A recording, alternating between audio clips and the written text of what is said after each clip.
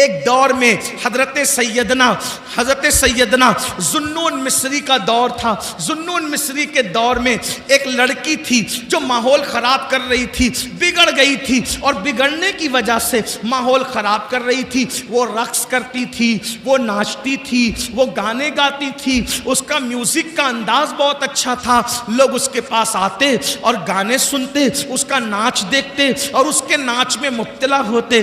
ایک دن محلے کے کچھ شریف لوگ حضرت سیدنا ذوالنون مصری کے پاس آئے اور آنے کے بعد کہنے لگے, اے اللہ کے برگزیدہ ولی, اے اللہ کے بندے, ایک لڑکی ہمارے محلے میں آئی ہے اور وہ اتنا اچھا ڈانس کرتی ہے, ناچتی ہے, گاتی ہے, یعنی اس کے میوزک کا, ناچنے گانے کا انداز یونیک ہے, انفرادی ہے, سب سے ہٹ کر ہے. دن بدن لڑکے اس کے دام تصویر میں, دام فریب میں مبتلا ہو رہے ہیں. اے ذوالنون, ایک کام کرو, تمہارے تعلقات بادشاہ تک ہے, تمہارے تعلقات بڑے بڑے اوپر لیول تک ہے. ایک کام کرو, اس لڑکی کو ہمارے مصر سے نکال دو, ہمارے علاقے سے نکال دو, ہمارے محلے سے نکال دو. حضرت سیدنا ذوالنون مصری فرماتے ہیں, لوگوں یہ بتاؤ تمہیں ناچ بند کرانا ہے یا لڑکی کو محلے سے نکالنا ہے؟ تو لوگوں نے کہا ہمیں تو ناچ بند کرانا ہے. تو حضرت ذوالنون مصری نے فرمایا تو محلے سے پھر مت نکالو, کیونکہ اگر ہم اس کو اپنے محلے سے نکال دیں گے وہ کسی اور محلے میں جا کے ناچے گی, ہم اپنے شہر سے نکال دیں گے کسی اور شہر میں جا کے گندگی پھیلائے گی. یہاں تو ذوالنون مصری ہے, وہاں کون ذوالنون مصری ہوگا؟ تو صوفیہ کا طریقہ کیا ہے؟ صوفیہ کا طریقہ یہ ہے کہ وہ گناہ سے نفرت کرتے ہیں, گنہگار سے نفرت نہیں کرتے. وہ بیماری سے نفرت کرتے ہیں, بیمار سے نفرت نہیں کرتے. حضرت ذوالنون مصری نے فرمایا ٹھیک ہے, اگر اس لڑکی کا ناچ بند کرانا ہے تو انشاءاللہ مجھ پہ چھوڑ دیں, میں وہ بند کرا دوں گا. کہتے ہیں حضرت ذوالنون مصری نے اس لڑکی کے پاس اپنے مرید کو, خادم کو بھیجا اور کہا جاؤ اس لڑکی سے پوچھو تو صحیح کہ وہ ایک رات میں کتنا پیسہ کما لیتی ہے, کتنے روپے کما لیتی ہے. خادم گیا اور جا کر کہا اے لڑکی, ہمارے پیر و مرشد حضرت ذوالنون مصری پوچھتے ہیں ایک رات میں تم کتنا کما لیتی ہو؟ اس نے کہا اتنے ہزار ہم کما لیتے ہیں. تو خادم نے کہا اتنی ہزار کی رقم ہمارے پیر و مرشد حضرت ذوالنون مصری تمہیں دے دیں گے, مگر آج کی رات تمہیں ناچنا نہیں ہے, تمہیں کسی کو آنے نہیں دینا, تم اپنے گھر میں کسی کو بلاؤ گی نہیں. جب ساری رقم سب کی طرف سے ہم نے دے دی تب آپ کسی کو بلاؤ گی نہیں. حضرت ذوالنون مصری کے وہ مرید کے کہنے پر لڑکی خوش ہو گئی. اس کو ایسا لگا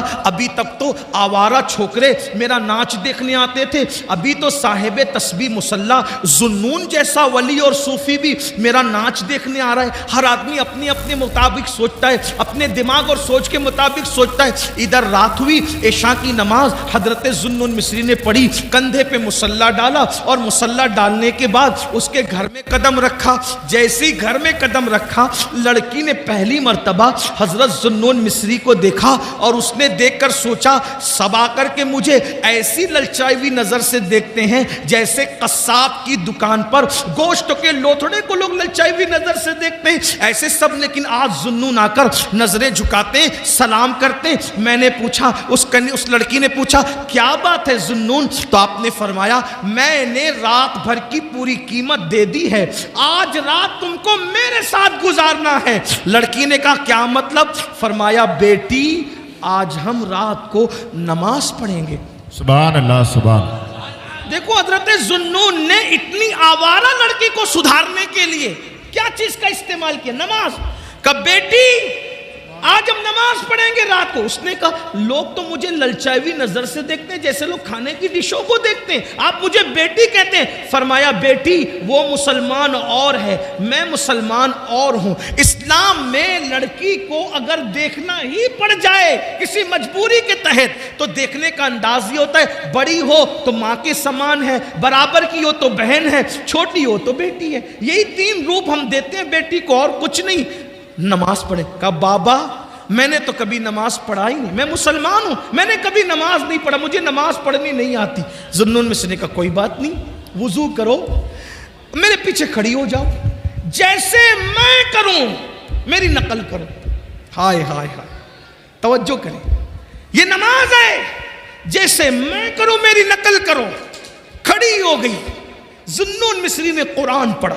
कुरान का अपना असर है, कुरान दिलों को बदलता है, कुरान इनकलाब पैदा करता है, कुरान तब्दीली लाता है, कुरान दिलों के जंग को दूर करता है, कुरान दिलों को चमकाता है, कुरान अल्लाह अकबर दिलों के अंदर गुनाहों की जंजीरों को तोड़ करके अल्लाह से रिश्ता जोड़ देता है।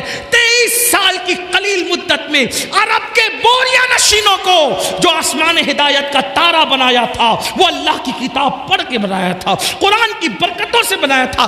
फारूक आजम को इस्लाम मिला, बहन ने कुरान पढ़ा, उमर मुसलमान हो गए। अल्लाह अकबर, कुरान की बरकत से उमर जैसे लोग इस्लाम को मिले।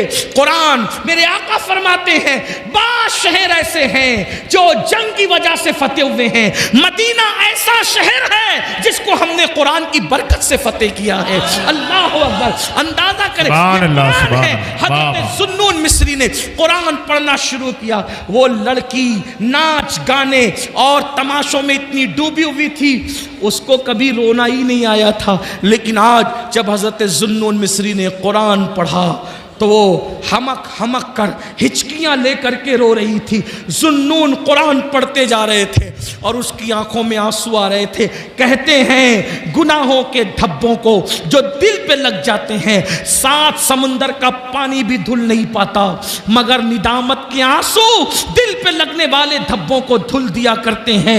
मोती बना के शान करीमी ने चुन लिए कतरे जो थे मेरे अरक़ इन्फियाल के, शर्मिंदगी और निदामत के आंसू बड़े कीमती होते हैं। जहन्नम को दुनिया का कोई पानी नहीं बुझा सकता, लेकिन गुनहगारों के आंसू जो अल्लाह के खौफ से निकलते हैं वो भी जहन्नम की आग को बुझा देते हैं। ज़ुन्नून मिस्री नमाज पढ़ रहे थे, कुरान की तिलावत कर रहे थे। रक्कासा नचनियां हमक हमक करके रो रही थी, आंसू आ रहे थे। ज़ुन्नून ने अल्लाह अकबर कहा, रुकू में सर रख दिया, रुकू से उठे और पेशानी जमीन पे रख दी। लड़की ने भी हजरत ज़ुन्नून की नकल में सर सजदे में रख दिया।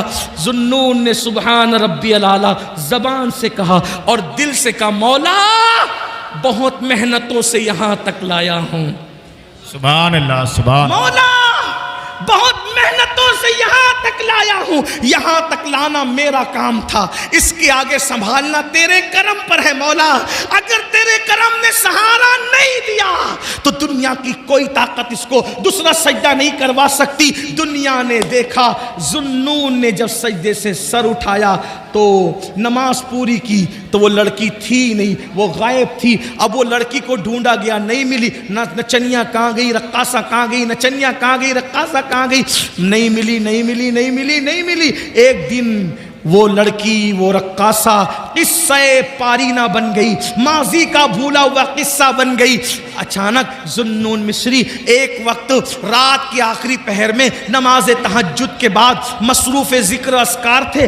ऐसे में हज़रत सैयदना ज़ुन्नून मिस्री को गैब से आवाज़ आती है, ज़ुन्नून, ज़ुन्नून, मेरे यार, मेरे दोस्त, मेरे वलिया का इंतकाल हो गया है, जाओ उसके जनाजे में शिरकत करो, उसे कांधा दो, उसे कफन सौंपो, उसे कब्र में लिटाओ। ज़ुन्नून मिस्री आंख खुली, गए, क्या देखा? हजरत ज़ुन्नून ने जैसे ही कपड़ा हटाया, जैसे ही कपड़ा हटाया, पैरों के नीचे से जमीन खिसक गई।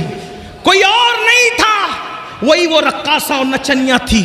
चंद दिनों पहले हजरत ज़ुन्नून ने जिसको सजदा करवाया था, एक सजदा, वही रक्कासा, वही नचनिया थी जिसका लाशा पड़ा हुआ था। चेहरे पर हजरत ज़ुन्नून ने जब वो कपड़ा डाल दिया, ये तो औरत है, ये वही औरत है जिसको मैंने पहले सजदा कराया था। लेकिन औरत है, नहलाने के लिए औरतें चाहिए, कफन पहनाने के लिए औरतें चाहिए। हजरत ज़ुन्नून शहर में वापस आए और वापस आने के बाद हजरत ज़ुन्नून ने चंद औरतों को साथ लिया, मर्दों को साथ लिया और ख़वातीन से कहा, चलो किसी वलिया को गुस्ल देना है, कफन पहनाना है। जब गए, जब सारा मजमा वहां पहुंचा तो वहां कुछ नहीं था, कोई नहीं था। हजरत ज़ुन्नून परेशान थे, या अल्लाह وہ لاشا کہاں چلا گیا، وہ لاشا کہاں چلا گیا؟ تو ایک نور کا خط لکھا ہوا دیکھا، ذوالنون جو ہمارے ہو جاتے ہیں ہم کسی اور کے کفن دفن کا محتاج بھی نہیں رکھتے، وہ انتظام ہم خود ہی کر لیا کرتے ہیں۔ حضرت ذوالنون نے سوچا یا اللہ میں نے پہلا سجدہ کرایا تھا، اتنی مقبول کیسے ہو گئی؟ گئے تفکرات میں تھے، سوچ میں تھے، سوچ و فکر میں ڈوبے ہوئے تھے، سوچ و فکر میں ڈوبے ہوئے تھے، نیند نہیں آ رہی تھی۔ اچانک آنکھ لگی تو کیا دیکھا؟ وہی لڑکی ہے جو جنتی لباس پہن کر جنت کے باغوں میں ٹہل رہی ہے۔ وہ کامیاب ہو گئی، وہ کامیاب ہو گئی، وہ کامیاب ہو گئی، وہ جنت کے باغوں میں ٹہل رہی تھی۔ ذوالنون مصری نے کہا اے لڑکی تو وہی رقاصہ ہے نا جو ہمارے محلے میں ناچتی تھی، رقص کرتی تھی، ناچتی تھی، یہ بتا یہ مرتبہ تجھے کیسے مل گیا؟ تو اس لڑکی نے کہا ذوالنون ایک سجدہ جو میں نے تمہارے ساتھ خلوص دل سے کیا تھا، اس سجدے سے سر اٹھانے سے پہلے اللہ نے مجھے مقام ولایت عطا کر دیا تھا، مجھے ولایت کا منصب عطا کر دیا تھا۔ یہ ایک سجدہ جسے تو گرا سمجھتا ہے، یہ ایک سجدہ جسے تو گرا سمجھتا ہے، ہزار سجدوں سے دیتا ہے آدمی کو نجات۔ وہ سجدہ جس سے روح زمین کانپ جاتی تھی، وہ سجدہ جسے روح زمین کانپ جاتی تھی، اسی کو آج ترستے ہیں منبر و محراب۔ آؤ سجدوں کے قریب آؤ، دنیا تمہاری ہے، آخرت تمہاری ہے، شرق غرب تمہارے ہیں، عزت و وقار تمہارا ہے، دولت و عزت تمہاری ہے، سیاست و سماج تمہارا ہے۔ تم اللہ کے ہو جاؤ۔ من کان للہ کان اللہ لہو، جو اللہ کا ہو جاتا ہے پوری کائنات اس کی ہو جاتی ہے۔ اللہ کے بندو یہ ساری کامیابی کا راز صرف 10 منٹ ہے۔ سبحان اللہ، سبحان اللہ، صرف 10 منٹ نکالنے کا آج سے عہد کر لو، ارادہ بولو، وعدہ کرتے ہو؟ کتنے لوگ کرتے؟ سبحان اللہ، سبحان اللہ، سبحان اللہ۔ بھائیو وعدہ کرو گے تو بھی نماز فرض ہے، نہیں کرو گے تو بھی فرض ہے۔ آج پہلی مرتبہ زندگی میں اتنی لمبی تقریر کی ہے، آپ کو وعدہ تو کرنا بنتا ہے۔ بولو وعدہ کرتے ہو؟ ہاتھ اٹھائیں ذرا، ہاتھ اٹھائیں، فرشتوں کو گواہ بنائیں۔ کتنے لوگ وعدہ کرتے ہیں؟ اٹھا کے رکھو، اٹھا کے رکھو۔